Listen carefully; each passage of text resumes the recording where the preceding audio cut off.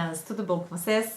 Vim aqui rapidinho para fazer um vídeo hoje sobre diferença entre reprodução assexuada e reprodução sexuada. Bom, primeiro, qual é a diferença básica entre as duas?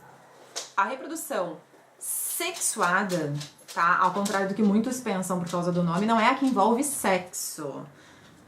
Seus safadinhos, só pensam em sexo. Então, não é isso, necessariamente. A reprodução sexuada não necessariamente envolve sexo, não é todo mundo se diverte. Então, não.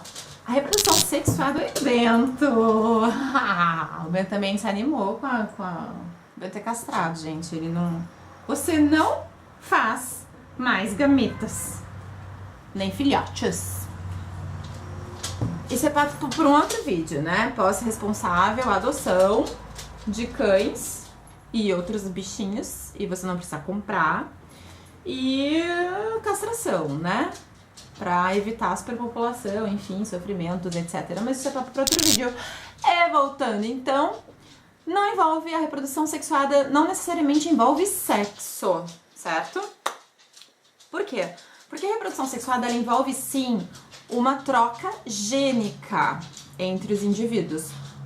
Porém, ela não necessariamente envolve o ato de copular, certo?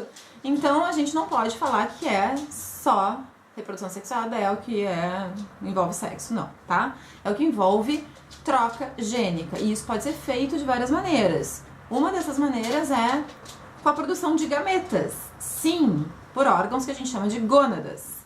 Na nossa espécie e na maioria dos mamíferos, a gente chama então, na maioria dos animais, na verdade, a gente chama o gameta masculino de espermatozoide e o gameta feminino de óvulo, onde são feitos os espermatozoides nos canais deferentes dos testículos, tá? E onde são feitos os óvulos nos ovários. Então, testículos e ovários são gônadas. E a assexuada? A assexuada não envolve troca gênica, certo? Um indivíduo é capaz de se autoduplicar e fazer clones de si mesmo. Aí a gente começa um outro papo, que é o quê? Quais são as vantagens e as desvantagens de cada um dos processos de reprodução existentes no mundo natural? A reprodução assexuada tem uma vantagem maravilhosa, tá? Para os seres unicelulares principalmente, que é o quê? Ela só precisa de um indivíduo, então se aquele indivíduo pode se dividir, se autoduplicar e fazer cópias de si mesmo, ele pode fazer isso de uma maneira super simples, sem dispêndio de muita energia. Então ele vai conseguir fazer isso de uma forma rápida, então ela é rápida, não gasta muita energia e o carinha é autossuficiente, ele consegue fazer isso sozinho. Então isso vai dar certo para bactérias, isso vai dar certo para outros organismos unicelulares, como protozoários, alguns fungos, tem vários tipos de reprodução assexuada, mas isso vai ser papo para outro vídeo. Agora a gente vai focar nas desvantagens, nas vantagens das reproduções.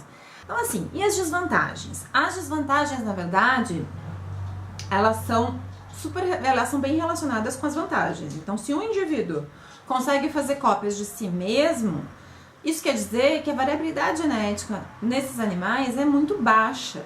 Então, se acontece alguma alteração ambiental, por exemplo, se a gente está num ambiente aquático e a gente tem toda uma espécie adaptada, que geneticamente ela é preparada para aguentar uma temperatura limite X, se essa temperatura começar a aumentar, não tem nenhum indivíduo diferente ali dentro que vá aguentar temperaturas maiores.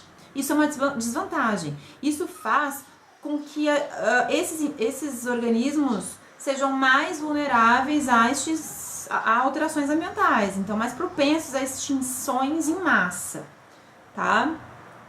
Então, nesse processo também, por não ter muito o que selecionar, quando a gente tem lápis de cor tudo vermelhos, a gente não tem opção ali para selecionar um diferente. Então a evolução também fica desfavorecida. O processo evolutivo por seleção natural fica desfavorecido, porque a gente não está selecionando nada ali, porque não tem muita opção ali dentro.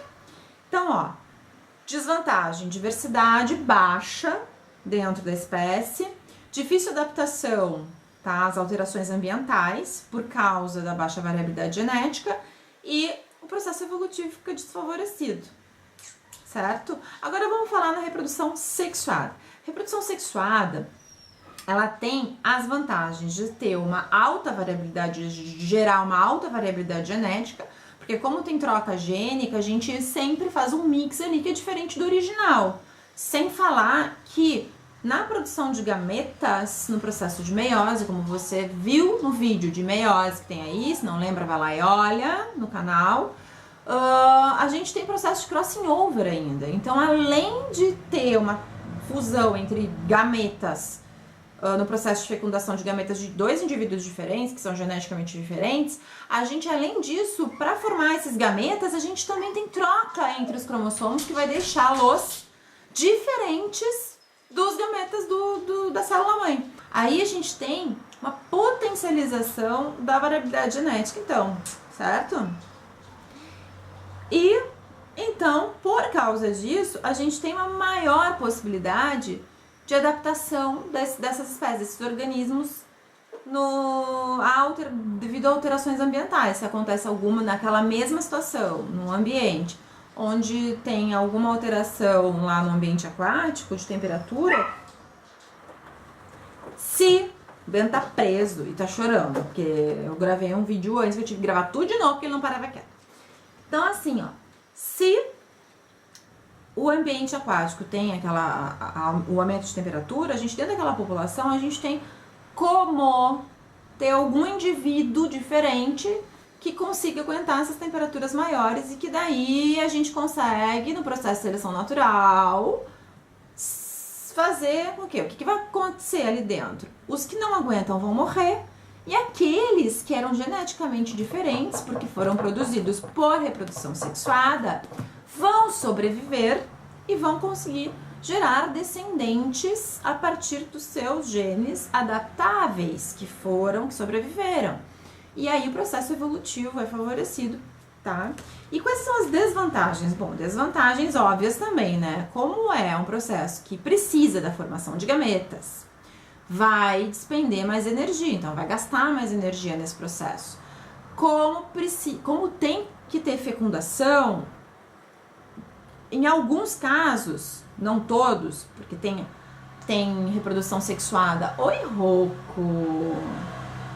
Começa a falar em reprodução. Todo mundo gosta do assunto e aparece. Como a gente tem dentro da reprodução sexuada, aquela reprodução sexuada com fecundação externa, nesse caso, a energia é só despendida para quê? Para a produção dos gametas. Por quê? Porque eles vão lançar os gametas no ambiente e esses gametas vão se encontrar ao acaso, ok? Quando a gente fala em reprodução sexuada com fecundação interna, o dispêndio de energia é maior ainda. Por quê? Porque o carinha vai ter que fazer gameta, tá? E além de fazer gameta, vai ter que ter o trabalho de procurar um parceiro afins. Então, o que às vezes, né, a gente sabe, principalmente na espécie humana, vou começar a falar muita porcaria aqui agora, mas enfim, a gente sabe que isso daí dá trabalho, né, galera? Né, mulherada? Fala sério. Dá trabalho encontrar um parceiro sexualmente afim na hora que você quer. Ai, que horror. Falando merda. Mas enfim, o que tem que ficar, tá? Vantagens da reprodução sexuada. Ela vai aumentar a variabilidade genética das espécies, ok? Favorecendo, então, a adaptação dos organismos frente a alterações ambientais. Assim sendo, ela vai favorecer o processo evolutivo. Desvantagens da reprodução sexuada. Ela vai gastar muito mais energia do que a assexuada e ela é mais lenta, tá? Não é rapidinha, não, ok?